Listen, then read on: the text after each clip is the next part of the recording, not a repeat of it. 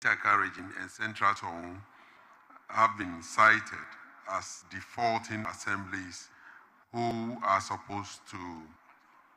were given a deadline, but they have defaulted. And as at the time that I'm sure the committee met, they have still not redeemed their name. Mr. Speaker, we must place this on record that district assemblies that have defaulted in redeeming their name or whatever that has been asked to do and they've not done it, we should name and shame them, more especially the heads of those institutions, the DCs and the Director of Finance and DCDs. They should be named and shamed. Not only name and shame, but they should also face the laws of the land. Since we have financial irregularities in those institutions and they have refused to redeem their name, they have to face the full rigors of the law. Mr. Speaker, having said that, I've also noticed that on page 11, item 9.4, failure to serve bond 10 after steady leave. Mr. Speaker, an amount of 680,142 cedis has been identified as people who took facilities, who were given steady leaves, but they refused to return and pay those amounts. And a recommendation from this, from the Auditor General to the head of civil service was that they should recover the total salary and scholarship grant from them. Mr. Speaker, I don't think that has been done. And the names of the people has been also mentioned on page 11 and page 12. Mr. Speaker, this has been ongoing over the years. Students or workers take facilities, they apply for study leave, they are given study leave, and as soon as they get an opportunity to go through schools and then finish, they decide to look for a greener pasture. They decide to go to other institutions for a better condition. And then forgetting that the taxpayers' money was used in taking care of them. Mr. Speaker, we should not only mention their names by citing them, but they should be sent for prosecution. I still want to maintain the fact that if you go against the law must come after you. If you are supposed to pay back or at least serve a bond and you've not done that, we must use the law to get to them. Mr. Speaker, having said that, I support that this report be adopted. Thank you. Thank you very much. Yes, Honorable Member for Futu and Majority Leader. Mr. Speaker, I humbly seek your leave to interrupt the proceedings and proceed again with your leave under Order 93 of the rules of this House to make all an important points for our consideration as a House. Mr. Speaker, it has come to my attention through a press statement signed by an MP-elect and a known political figure, Honorable Mr. Felix Kwachio Fosu, and this is what he says: preparatory team towards President-elect's anti-corruption drive. And this statement lists the following members, one of whom is a member of Parliament: Honorable Samuel Okujeto Ablako as chairman, Honorable Daniel Domelovo, former Auditor General, COP retired Nathaniel Kofi Boade, Mr. Martin Kwebu, private legal practitioner, Mr. Raymond Archer, investigative journalist. And the mandate given, as per what the Mr. Kwacho Fosu is saying, is that these individuals are supposed to gather information on supposed suspected acts of corruption. Mr. Speaker, pursuant to this, there is lawlessness taking place in our country. People are entering homes and harassing people. Mr. Speaker, what happened on the 7th of December was not a coup d'etat. It wasn't a revolution. Honorable Leader. Mr. Speaker, let me finish. I've sought your leave. Mr. Speaker, I've sought your leave. It was an election that you have won. The lawlessness must cease. No, Leader, let me finish. I'm going to give you the opportunity. Very well. But let me finish with Very the well. motion. There's a motion. Very well. There's This a is a motion. country of law. We will not Leader. allow and entertain this. Leader, Very well, there is Mr. a motion on the floor. Let me finish with the motion. Very well, Mr. Then Speaker. you can come Very by well. order necessary, 92, please. very well. I agree. No problem. I thought we were going to contribute to the No, motion. no, no. That I is said why. I'm seeking your leave. Then you interrupt proceedings. let's finish. Yeah. Leader, Mr. Leader, Speaker, kindly allow me very well. to Mr. finish Speaker, with the Mr. motion. Speaker, I Then agree. I'll give you the Mr. opportunity. Speaker agrees. We will hold your feet to the fire. We will not allow lawlessness. Honorable But Leader, that is so. It's okay. yes. Mr. Speaker, Honorable members, Mr. Speaker, the only lawlessness in this house currently is when the leader of the house, who was not in the chamber most of the day, enters the chamber, grab the mic, and starts speaking about something which is not on the floor. In fact, you were dealing with emotion. The only lawlessness we witness right now is you, the leader, jumping to the house when you were not here for the rest of the day to actually spring an irrelevant issue here. Mr. Speaker, I direct you to stop this lawlessness, but the leader owns it. This lawlessness must be tolerated. Honorable Leader, I think I admitted him because I thought he was going to contribute into the motion. But now that we realize he was doing something else, we have stopped. So please, the motion is before us. We will continue with the motion. Honorable members, motion 24. Honorable, am I going to contribute to the motion? Mr. Speaker, he said certain things and he must be Honorable made to Mahama, withdraw. we will probably come to that. No, he must be made to withdraw, Mr. Speaker, because what he has said has become part of the records of this House. Mr. Speaker, these are very serious matters. Please, Mr. Speaker, let him withdraw what he has said. Since we all agree that what he said Leader, has nothing to do with Leader, I'll give you the opportunity. So table records. Records. No, Mr. Speaker. I'll give you the opportunity. Mr. Speaker, Leader. he has to withdraw what he has said.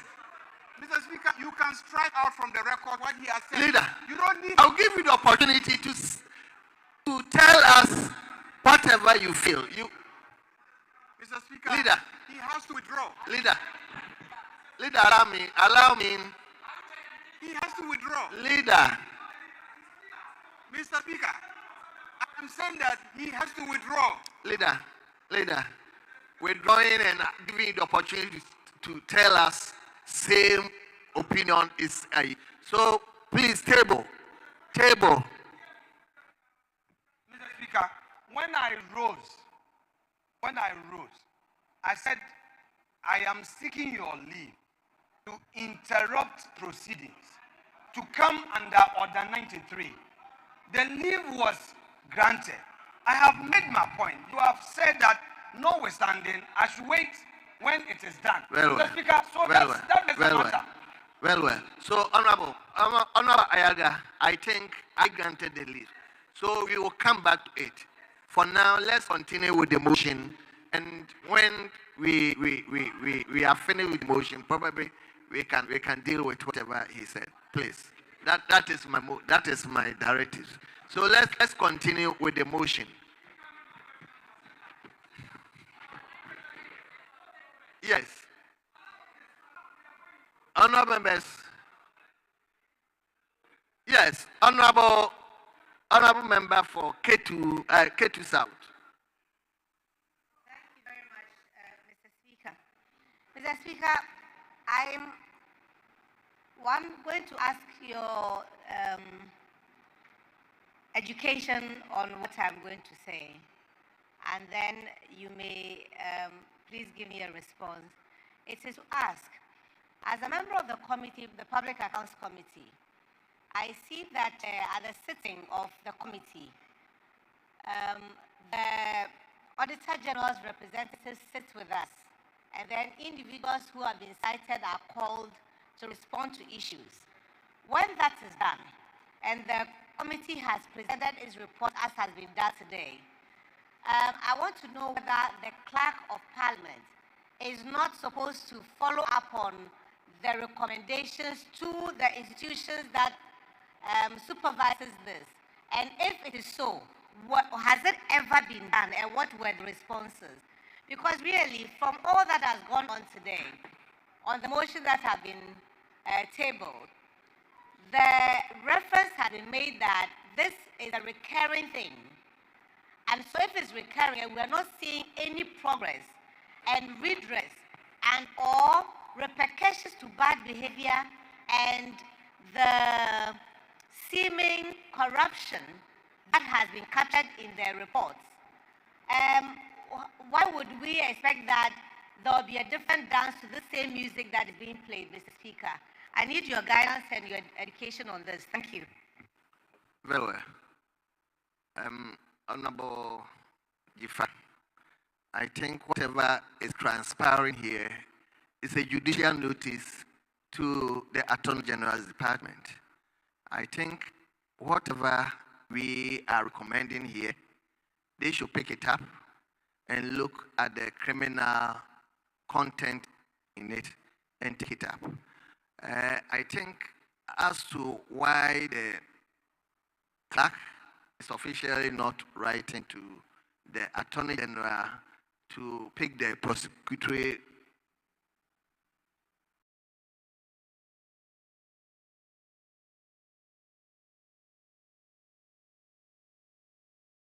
So, like I'm saying, whatever is done here is a judicial notice, and I believe the clerk always also forward their recommendations to the Attorney General's Department.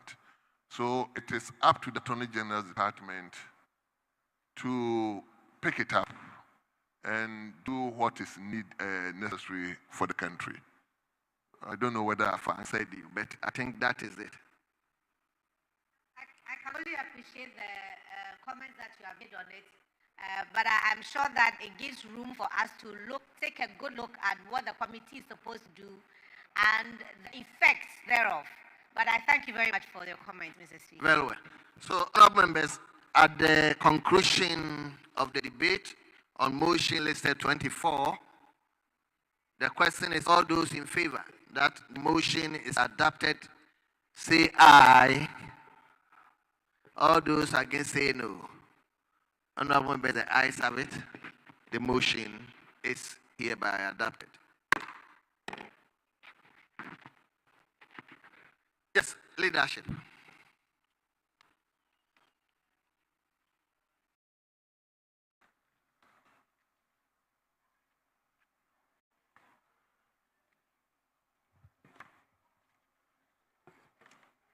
Mr. Speaker, I move for the adjournment of the House. You move.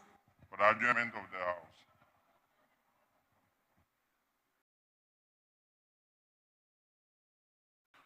Yes. Honorable members, there is the minister responsible for the EPA bill was coming in with 2 amendments, so we could take that today. I thought it was important that before you adjourn the House, we know exactly what happened to that information before we leave. yes, leader. Mr. Speaker, I'm reliably informed that some minority members had raised some serious matters, and as a result, the minister would want to do some further consultation. 2, the minister, I'm told, that the minority members, I don't mean minority MPs, the members of the transitional team on the NDC side want to have an opportunity to do some interrogation of the bill.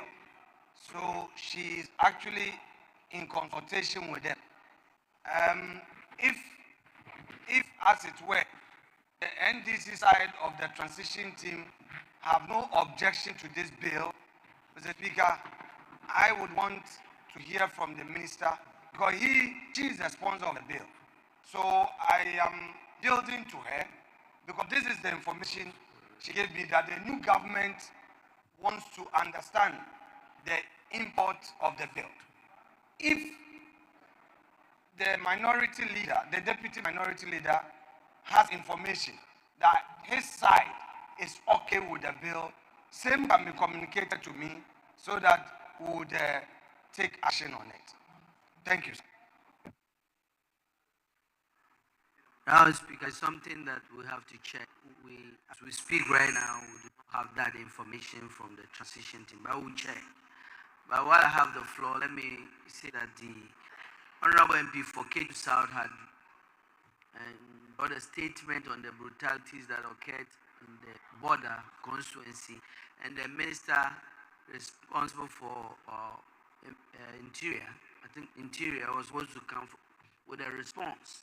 I think the deadline for that response has not come. I think I'm reminding the leader to try to reach out to the minister so we can get that done tomorrow. Well. Mr. Speaker, the application to me through you has been well received, and especially when the language and tone is that of statesmanship. Mr. Speaker, when people are aspiring to be ministers, their posture change. When people begin to aspire to become ministers, the way they talk, their tone, their language, because they know they are going to face vetting. So now they say this and that. Mr. Speaker, we know, because they know they have some ministerial appointment pending, but you are going to be over 170. Only about 20 of you are going to make it to the ministerial list. The rest of you will be redundant. You wonder what you get for your constituents. How you would ensure development. Apathy is staring at your faces. Apathy is staring at your Honorable faces. Leader. Mr. Speaker, you can shout. You come to the vetting. I will meet you there. You shout. Start fighting me. Honorable Leader. You come for vetting. If you won't be calm, start fighting me. Mr. Speaker, you haven't called the deputy minority leader. I'm on the floor.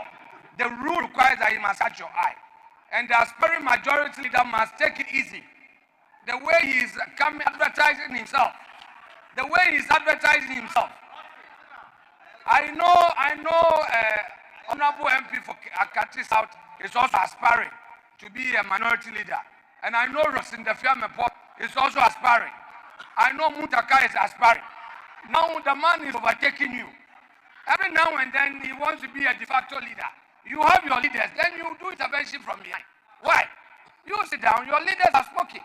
Mr. Speaker, there's a motion, it's been seconded, just agenda and let's have peace. Honorable members, I have information for you. So just resume your seat before I attend the house. The information is that tomorrow, God's willing, we'll be sitting in our chamber. Tomorrow we'll be sitting in our chamber at 10 o'clock in the forenoon. So the house is accordingly adjourned to tomorrow, 10 o'clock in the forenoon.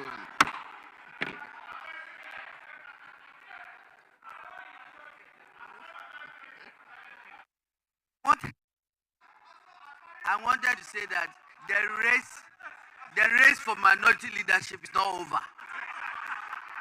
It's not over yet. So stop pretending as if it's automatic. You are still in a tight competition.